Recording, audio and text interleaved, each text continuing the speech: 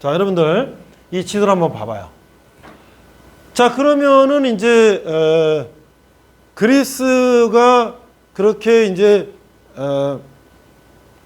이 패권을 다 잡고, 그래서 알렉산더가 그렇게 통치를 하다가 알렉산더가 죽고, 그 다음에 이제 4명의 장군들이 통치를 하게 되고, 자, 그런데 그 중에 이제 그리스의 장군이 안티오쿠스 에피파네스라는 그 이제 장군이, 그리스 장군이 이제 이스라엘을 쳐들어 점령을 했죠. 그리고 성전에 들어가서 돼지 피를 성전에 뿌립니다. 그럼 자기가 신이다 이러면서 이 유대인들이 가장 성스럽게 여기는 성전에다가, 유대인들은 레이기에서 출애굽하면서 이집트를 탈출해서 가나안 땅 갈 때에 먹으면 되는 거, 먹으면 안 되는 거를 어디서 말해 줬냐면 창세기, 출애굽기, 레위기, 민수기, 신명기 중에서 레이기에서 얘기해요. 레이기는 뭐냐면 이스라엘 백성들의 여러 가지 그 규례를 얘기하는 것인데, 그 더운 사막 지역에서 돼지고기는 금방 부패하니까 그런 거 먹지 말고, 비늘이 없는 장어, 미꾸라지 이런 거 먹지 말고 뭘 먹어요? 굽이 갈라진 소나 양 고기를 먹고, 통으로 된 굽이 돼지고기 이런 거 먹지 말고, 비늘이 있는 이런 이제 고기를 먹고, 비늘 없이 미끄러운 장어 이런 거 먹지. 왜? 그런 거 금방 부패하니까. 자, 그런데 돼지 피를 성전에 뿌렸다는 건 뭐야? 그 정말 이스라엘 사람들이 가장 혐오하는 그런 걸 뿌렸다는 거죠. 그래서 우리 지금도 유대인들은 고기를 먹을 때 뭐예요? 유대인 랍비가 거기다 기도한 그런 고기를 먹잖아요. 또 이슬람 사람들은 어떤 고기 먹어요? 이슬람의 그 이맘이 기도한 그런 거 할랄 식품이라고 하죠. 할랄 그런 거 먹고, 이스라엘도 코시어 그런 이제 랍비들이 기도한 그런 걸 먹어요. 그러니까 그들은 돼지고기 안 먹어요. 이슬람도 안 먹고 유대인도 잘 안 먹고. 그런데 이제 그런 돼지피 뿌렸다는 거 얼마나 이 성전을 모독한 거예요. 자, 그런데 그 그리스도 결국은 어떻게 로마한테 이제 망하고, 이제 로마가 이스라엘을 지배하는 시대가 됐는데, 그럴 때 예수님이 태어나신 거죠. 로마가 지배하는 시대에 태어났다. 자, 그러면 또 질문. 자, 로마 시대인데 왜 신약 성경은 어느 말로 적혀 있을까요? 로마가 지배하던 시대에 예수님의 탄생을 기록한 신약 성경은 1번 로마 글씨, 2번 유대인의 히브리 글씨, 3번 그리스 글씨. 자, 1번은 로마, 2번은 유대인의 말 히브리, 3번은 그리스 말. 신약 성경은 뭘로 써있다? 자, 1번 로마자로 써있을 것이다. 2번 유대인 말 히브리 말로 써있을 것이다. 2명. 3번 그리스 말로 써있을 것이다. 정답 그리스 말이에요. 이상하다. 로마가 지배하는데 왜 로마 글씨가 안 돼 있고, 왜 유대인의 얘기인데 왜 히브리 말로 안 돼 있고, 왜 그리스 말로 돼 있지? 자, 구약 성경은 히브리 말로 써 있습니다. 유대인이 역사고 유대인들이 썼기 때문에, 모세가 창세기, 출애굽기, 레위기, 민수기, 신명기 썼고요. 그다음에 이사야, 에레미야 선지자들이 썼고요. 뭐 다 그 왕의 서기관들이 막 쓰고 그래서 열왕기 이런 거 다 히브리 말로 돼 있어요.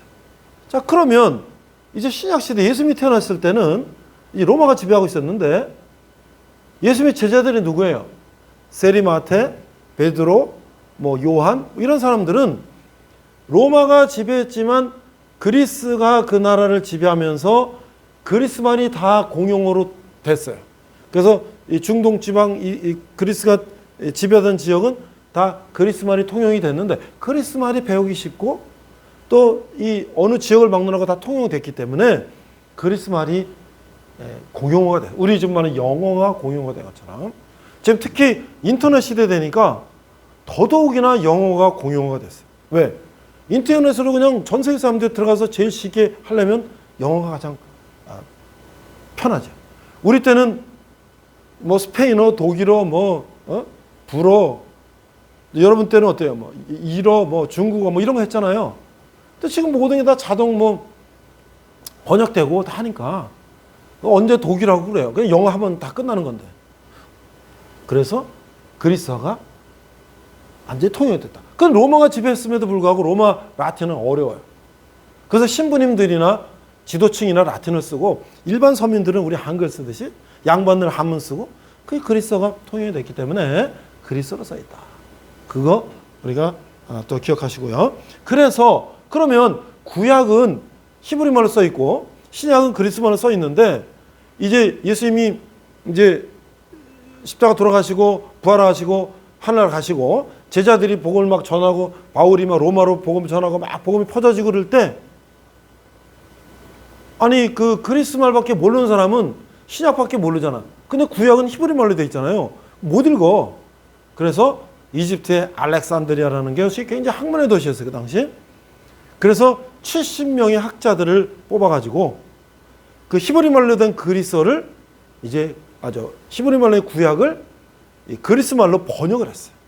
그래서 구약이 최초로 그리스 말로 번역된 그 역본을 70인역이다. 셉투아진 이렇게 부릅니다. 그러니까 자 우리가 이제 성경의 역사를 보면 구약은 히브리 말, 신약은 그리스 말. 그것이 이제 구약과 신약이 다 그리스 말로 됐고 라틴어가 이제 로마가 이제 카톨릭이 생기면서 어떻게 그리스 말이 라틴어로 번역이 됐고 그다음에 또 그 어디가 독일에서 종교 개혁이 나면서 마틴 루터가 구텐베르그 활자로 독일어 성경을 번역하고 다시 그 영국으로 가서 제임스 왕 때 영국 영어로 번역이 되고 그게 킹 제임스 버전이에요. 그러면서 이제 유럽의 각 나라로 번역이 되고 다시 그게 어떻게 돼? 중국으로 가서 한문으로 번역이 되고. 그러니까 우리 중국 사람들은 한문으로 됐는데 조선 사람들도 토마스 선교사가 가져온 성경은 한문 성경이었어요. 그런데 우리 많은 대중들, 서민들, 여인들은 한글밖에 몰라. 그래서 언더우드 아펜젤러 선교사님이 이제 조선 땅에 선교사를 올 때 배를 타고 일본을 거쳐서 이제 조선 땅을 올라오고 이제 일본에 들렸는데 고베에 가보니까 조선 통신사였던 이수정 할아버지가 이 한문 성경을 한글로 번역을 한 게 있더란 말이에요. 신약, 구약 다 있는 게 아니라 쪽복음, 마태복음 이런 게 번역된 게 있어. 아니 선교사님이 와서 번역을 해야 되는데 우리나라는 벌써 선교사님 오기도 전에 한글 성경이 일부분이죠. 번역이 돼 있어요. 그걸 가지고 언더우드 아펜젤러 선교사님이 조선 땅에 들어왔습니다. 근데 조선 땅에 오니까 벌써 또 성경이 또 있어. 한글 성경이. 이건 또 뭐야? 만주에서 스코틀랜드의 선교사님 존 노선 맥킨타이어 선교사님이 조선을 선교하려고 이제 만주에 있었는데 거기 홍삼장사 세 사람 있어요. 서상윤, 백홍준, 김명호 세 사람이 만주에 홍삼장사로 다니다 한 명이 코로나 걸렸어. 고열자. 그래서 그 거적대기다 들고서 선교사한테 가면 산다 그래서 거기 가서 살려주세요 했더니 그 치료해서 났어요. 살았어요. 그래서 우리가 은혜를 어떻게 갚겠습니까 하니까 그 선교사님들이 우리에게 조선말을 가르쳐주고 조선 역사를 가르쳐주시오. 나 여러분에게 영어를 가르쳐줄 테니 우리가 조선말로 성경을 번역합시다. 이게 또 쪽복음이 말이죠. 그게 평안도로에서 한경도로에서 들어온 거야. 그 당시에는 성경이 책으로 되는 게 지금처럼 여러분들 지난번에 기도원협회 장로님들 공짜로 나눠줬죠. 100년, 200년 책값이 비싸요. 그래서 그거를 활자로 찍어서 마태복음 묶어가지고 지게에다 지고 다니면서 그거를 이제 팔았어요. 공짜로 못 줘요.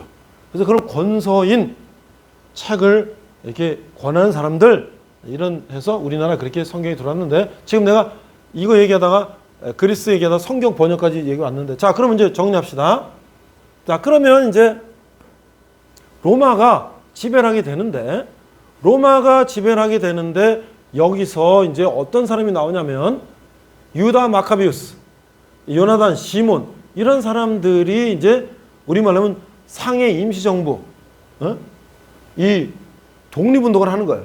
그래서 마카비 왕조라는 게 상해 임시정부처럼 일정 부분 있었고 이제 로마하고 싸우는 거예요. 그래서 우리가 그 신약성경에 보면 열심당원이라는 게 열심당원 로마하고 막 싸우는 칼로 막 싸우는 그 사람들이 뭐냐면 이제 로마를 무력으로 쫓아내겠다 하는 그런 독립운동한 사람이었는데 로마의 그 강력한 힘을 당해낼 수가 없죠. 결국은 이제 로마가 완전히 마세다 요새의 그 산 꼭대기에 그냥 진지를 치고 이 마카비 이 군사들이 그냥 거기서 끝까지 저항을 했지만 완전히 로마가 그냥 몰살을 시켰어요. 그리고 이제 독립운동은 완전 끝났고 그러면서 이제 로마는 총독, 우리가 여러분 예수님을 십자가에 먹을 때 빌라도 총독이 있었죠. 그런 총독을 보내는데 로마는 지배 방식이 직접 자기가 총독을 보내지만 그 나라 가짜 왕을 하나 세우는 거예요. 형식적으로. 그런데 누굴 세웠을까요? 여기 보세요.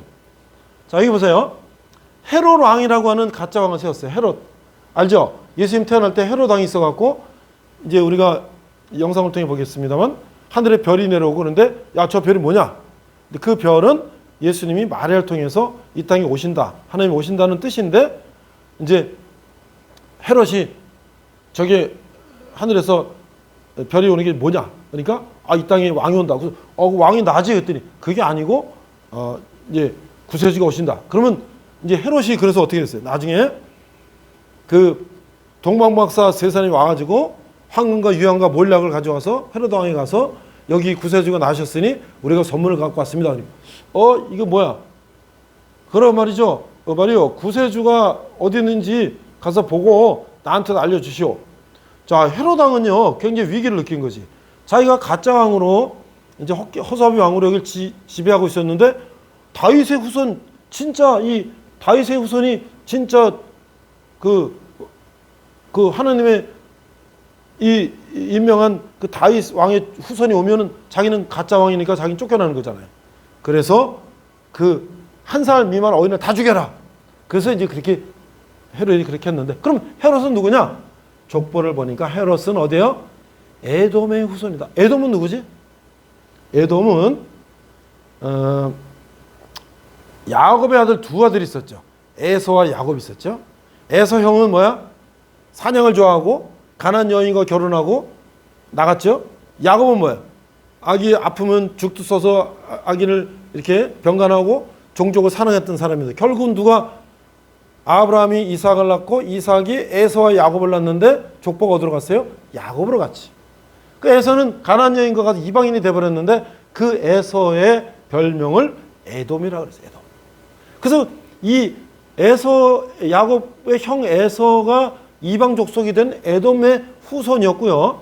이 에돔의 족속들은 괘씸하게도 모세가 출애굽할 때 이집트에서 가나안 땅으로 갈 때 이 대로가 있어요. 대로. 그걸로 가면 편하게 가는데 그 길을 에돔 족속이 막아. 그리고 아주 이 이스라엘 백성들을 아주 괴롭혀. 그러니까 괘씸하죠. 같은 형제인데.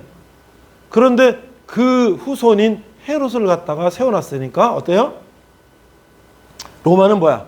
정통파가 아니라 가짜 사이비 왕을 세워놓아야지 자기 말을 잘 듣죠.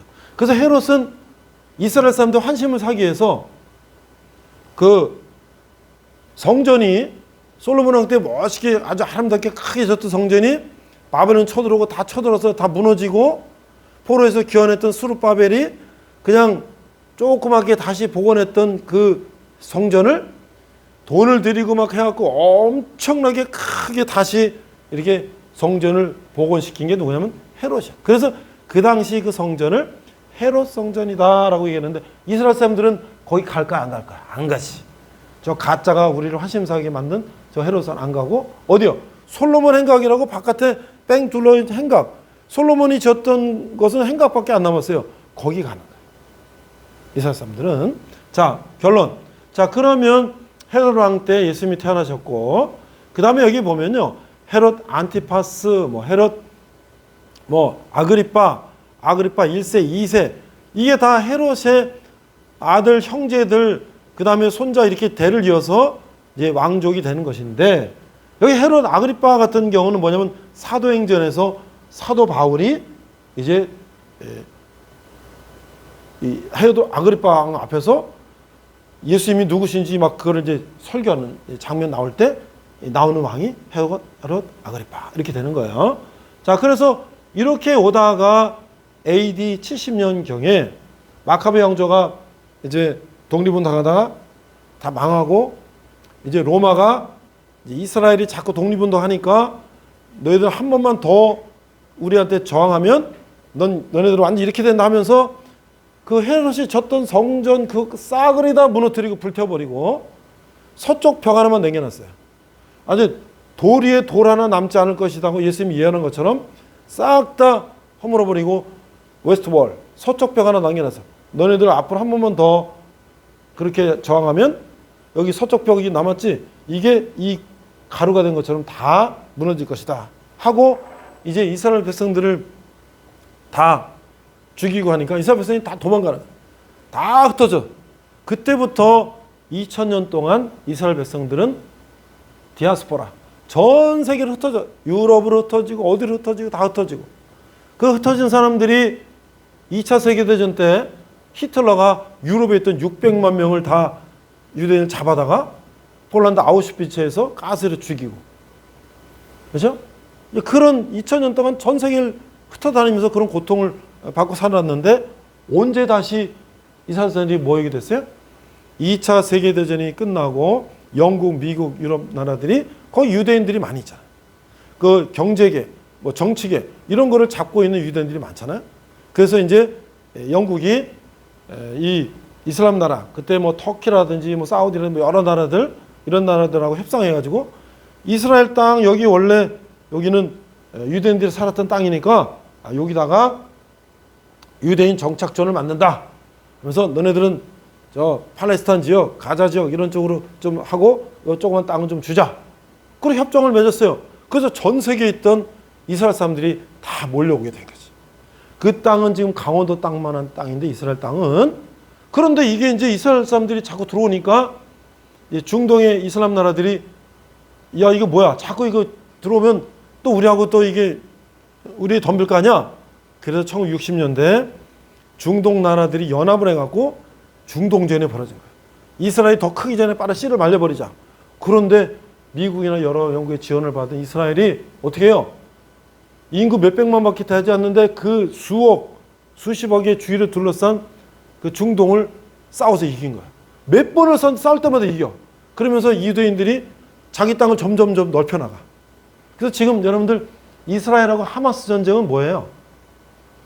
결국은 이스라엘이 점점 넓히면서 이 가자 지구의 이스라엘 팔레스타인 사람들 지역을 자꾸 좁히고 또 이쪽에 오른쪽 위에 팔레스타인 지역을 자꾸 좁히고 이스라엘 지역을 자꾸 넓혀 나가니까 이 이제 팔레스타인 사람들이 그거에 저항이야.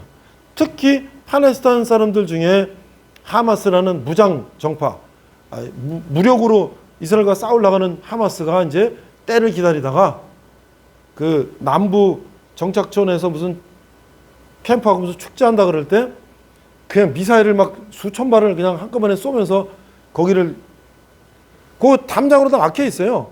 근데 그걸 뚫고 들어가서 거기를 다 사람 막 기관총으로 쏴 죽이고 포로로 잡아가고 뭐 그래갖고 이제 이 전쟁이 시작된 거잖아요. 근데 이스라엘은 한 번 당하면 그로 끝나는 게 아니라 완전히 팔레스타인이 완전히 그냥 무너질 때까지 공격하는 거예요. 그러니까 섣불리 공격을 못 해왔는데 이번에는 이제 하마스가 그런 걸 일으켜서 여기 중동 지역이 여러 가지로 우리가 지금 이렇게 피해를 받고 있다. 이런 걸 부각시키고 뭐 하려고 그랬는데 사실은 미국이 주도해서 사우디나 뭐 이런 쪽 나라들 이슬람 나라와 이스라엘과 평화협정을 맺고 이렇게 하려고 이제 하는데 이 팔레스타인은 우리는 이렇게 핍박받고 있는데 무슨 평화협정이냐. 그거를 이제 저항하기 위해서 이렇게 전쟁을 일으켰는데 지금 어떻게 됐어요? 이스라엘이 막 쳐들어가갖고 그 가자지구라는 조그만 서울의 한 반만한 지역이 가자지구라는 지역이 있는데 이 사람들이 이스라엘 하도 미사일 쏘고 하니까 북한은처럼 땅굴 파가지고 그 밑으로 다 연결이 됐다는데 지금 탱크 뭐 지상군이 들어가서 그 땅굴까지 다 공격하면서 하마스 이제 진격 작전하고 있는데 이게 지금 아직도 그런 역사가 이 성경에 나오는 역사가 지금까지도 진행되고 있다라는 것을 우리가 알 수가 있는 거죠. 오늘 여기까지 일단 설명을 하겠습니다.